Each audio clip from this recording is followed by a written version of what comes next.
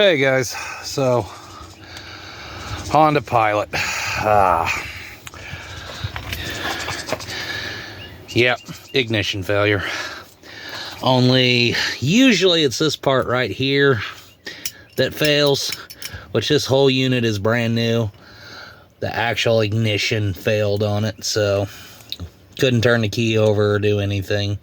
This unit's been played with before.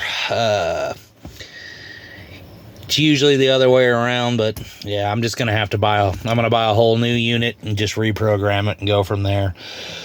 Anybody ever done these? You got like 5 connectors. You've got 3 Phillips head bolts, 2 at the top and 1 at the bottom to remove that plate and that plastic piece, which I cracked it, last time I did this. But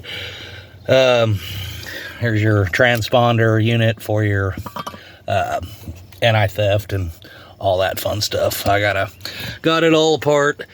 The new one, or they're like, the whole unit is, I think it was $60 on Amazon. I ordered it, it'll be here. So, but the one thing that does suck about these, made it a little easier for me, was, so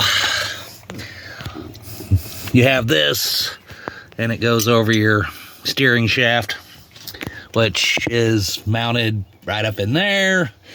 And you have, let's see here, where's one of them at? So, right there.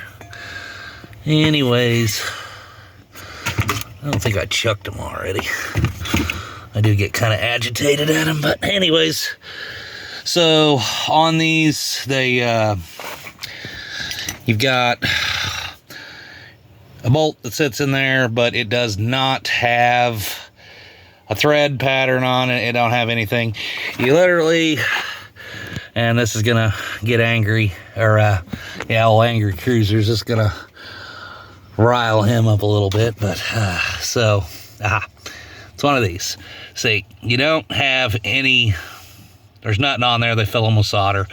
But anyways, you just take you a straight screwdriver and you just smack them, make an indentation in them, and then, or a chisel or this or that. I don't really have chisels small enough for this, so I just used some screwdrivers, and which, there you go, Angry, look at that one. Yeah, it's all bent up. But anyways, I just use some screwdrivers, smack it down in there, and then eventually about 3 or 4 good whacks, and you can kind of get it to turn just a little bit, and you can literally bring them right out with your fingers. But yeah, so the new ones have stud kits, so they'll actually go in there. I think they'll be like a 8mm or something like that. But that's where I'm at on that. I got to get this thing put back together. Wife's already up my butt, so you know how that goes. But yeah, there's 5 different connectors in there you got to tear out, and you got to go through all that. And I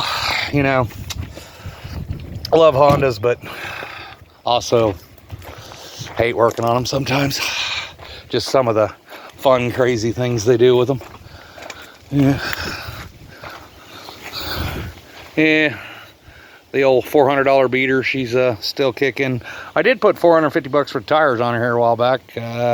She now has 242,000 on her now. So yeah, I put some miles on her. Yeah, the old Impala, still running strong. I got to put a wheel bearing in it at some time. It's driving me up the wall. That G6, it's got a starter to put in it, and I gotta put an alternator in that. So that's coming up in a couple of days. On